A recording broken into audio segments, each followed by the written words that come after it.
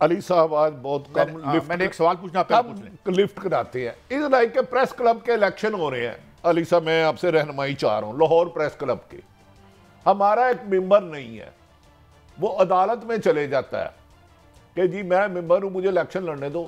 عموماً یہ ہوتا ہے عدالت ہمیں لکھ کے بھیجتی ہے آپ کا ممبر ہے کہ نہیں ہے، ہم کہتے نہیں ہے تو پھر وہ نہیں ہوتا.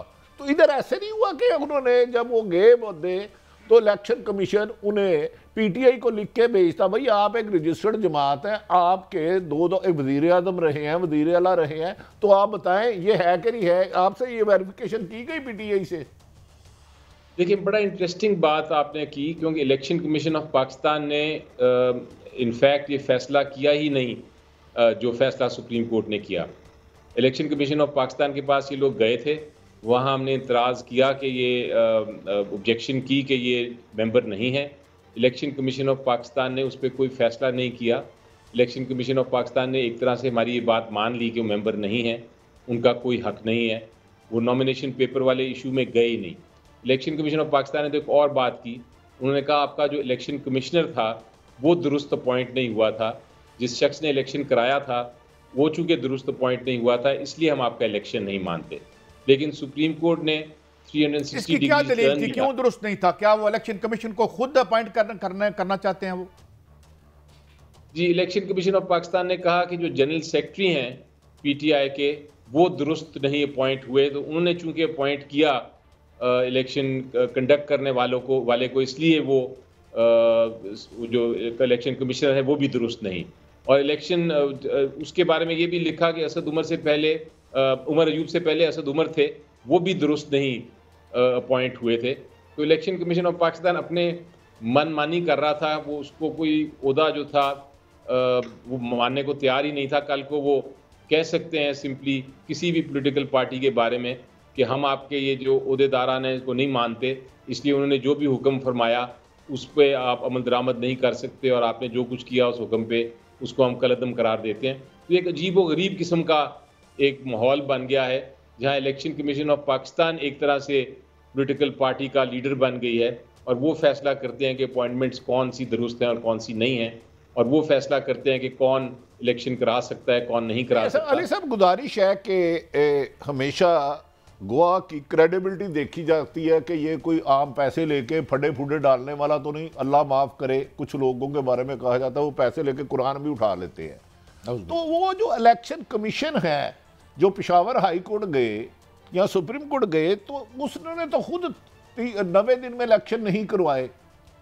انہوں نے تو سپریم کورٹ کا حکم تھا 24 مئی کو کے پی کے اور پنجاب میں کروائے جائیں، وہ حکم عدولی کی وفاق میں کی. تو ایسا آدمی جس کی خود اپنی ذمہ داری پوری نہ کر سکا اور وہ یہ کہے کہ دوسرا الیکشن کمیشن ٹھیک نہیں ہے، تو پنجابی دی مثال ہے آپ کسے جئی نہ تو گل کرنو رہی نہ. یہ مثال کا کوئی واسطے کے ساتھ لنک نہیں ہے. میں ویسے آپ سے رہنمائی لے رہا ہوں.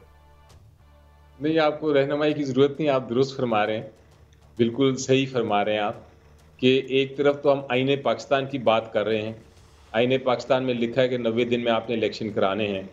سپریم کورٹ نے ججمنٹ دے دی کہ آپ نے 90 دن میں الیکشن کرانے ہیں، لیکن الیکشن کمیشن آف پاکستان نے کہا آپ دیتے رہیں ججمنٹ، نہ ہم ججمنٹ مانیں گے نہ ہم آئین مانیں گے اور ہم کچھ نہیں کریں گے.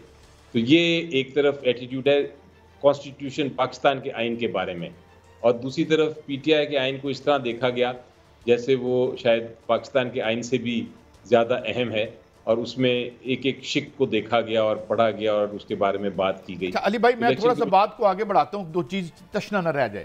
ایک تو مشکل ہے، ایک 144 جو ہے یوں لگتا ہے کہ جیسے سلیکٹیولی اپلائی ہو رہی ہے. دوسرا جو ایشو ہے کہ پاکستان کی تاریخ میں یہ پہلی دفعہ ہوگا اگر آپ کے آزاد جیت کر آتے ہیں تو ان کا سٹیٹس کیا ہوگا؟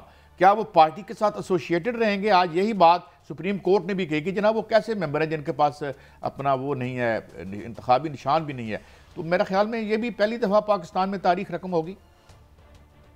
دیکھیں جی، میری جو ریڈنگ ہے قانون کی وہ 3 قسم کے کینڈیڈیٹس ہیں.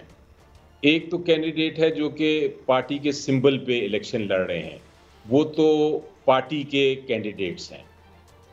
دوسرے کینڈیڈیٹ دوسرے قسم کے ہیں جو بالکل ہی آزاد ہیں، جو کسی پارٹی سے ان کا ممبرشپ نہیں یا کسی پارٹی سے منسلک نہیں ہے. وہ ہیں بالکل آزاد ممبرز، وہ جب الیکشن ہو جائے وہ کسی بھی پولیٹیکل پارٹی کو جوائن کر سکتے ہیں۔ تیسرا جو ایک کینڈیڈیٹ ہے وہ کینڈیڈیٹ ہے جو نامنی ہے ایک پارٹی کا، لیکن وہ پارٹی کے سمبل پہ نہیں لڑ رہا، وہ اپنے انڈیویجول سمبل پہ لڑ رہا ہے، لیکن وہ ہے نامنی پارٹی کا، وہ منسلک ہے پارٹی کے ساتھ، وہ کہہ رہا ہے کہ میں پارٹی کا ہی کینڈیڈیٹ ہوں اور لوگوں سے وہ ووٹ بھی پارٹی کے نام لے رہا ہے۔ یہ جو تیسری کیٹیگری والا کینڈیڈیٹ ہے، اس کو سمجھا جائے گا کہ یہ پارٹی کا نامنی کینڈیڈیٹ ہے اور وہ پارٹی کے ڈسپلن کے تابع ہوگا۔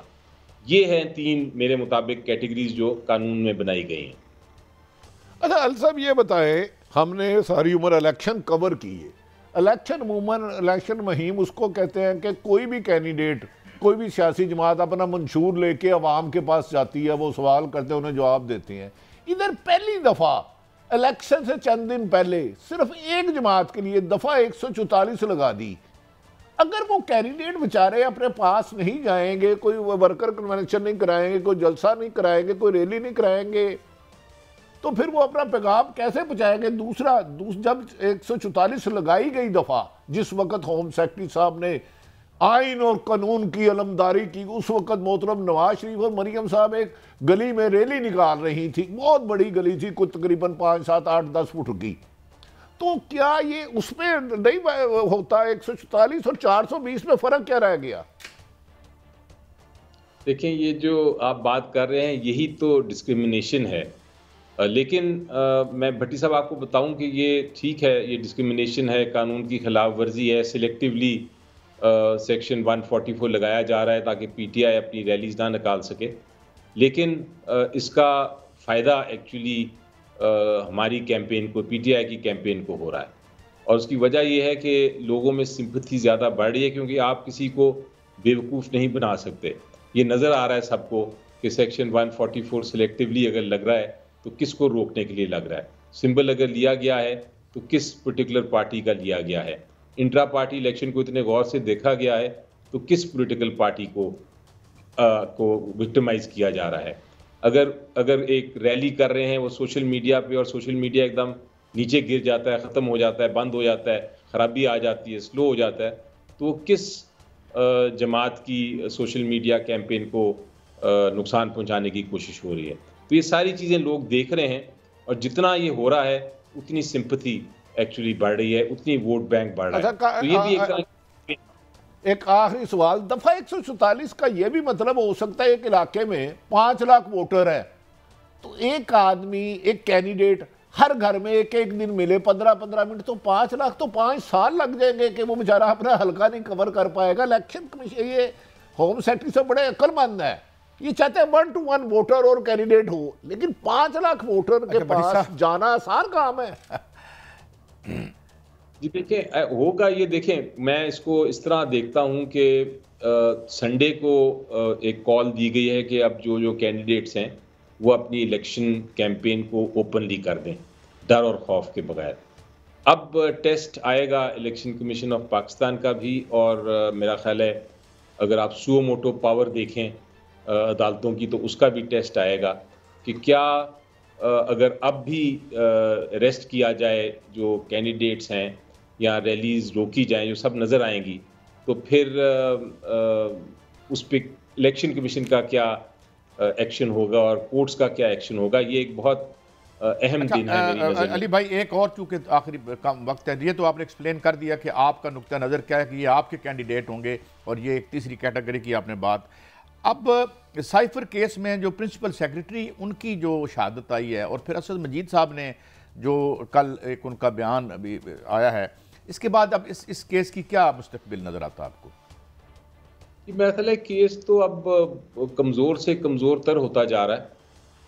ان star witnesses, so called star witnesses کی جو سٹیٹمنٹس ہیں اور گواہی ہے اس کے بعد، کیونکہ اس میں اب کوئی جو کنیکشن ہے ایک جرم کے ساتھ، وہ جو بنایا گیا تھا چارج شیٹ میں، اس کے ساتھ اس کا کوئی تعلق نہیں ان سٹیٹمنٹس کا۔ تو میرا خیال ہے کہ یہ جس طرح آپ زیادہ گواہیاں دیکھیں گے، اور جس طرح اور پھر ان کی کراس ایگزامینیشن ہوگی، تو آپ کو اور ایک اور بات علی بھائی تشنہ رہ جائے گی۔ توشہ خانے میں اس ماہر نے جو بھی ماہر تھا وہ اس کے کریڈینشل کا مجھے نہیں پتا، اسے تصویر دیکھ کے بتا دیا یہ 3 ارب کے تھے توشہ خانہ کا جو وہ آج کہ یہ بڑی اچھی بات کی تھی عمران خان صاحب نے کہ ایک ایسا چھکا مارنے کی کوشش کی ہے جو کہ گراؤنڈ سے باہر چلا گیا ہے، کیونکہ کہاں الزام تھا کہ جو پورا کیس بنا ہوا تھا کہ شاید وہ کچھ کروڑوں روپے کا ہے، وہ جس شخص نے بھی اپریز کیا تصویر دیکھ کے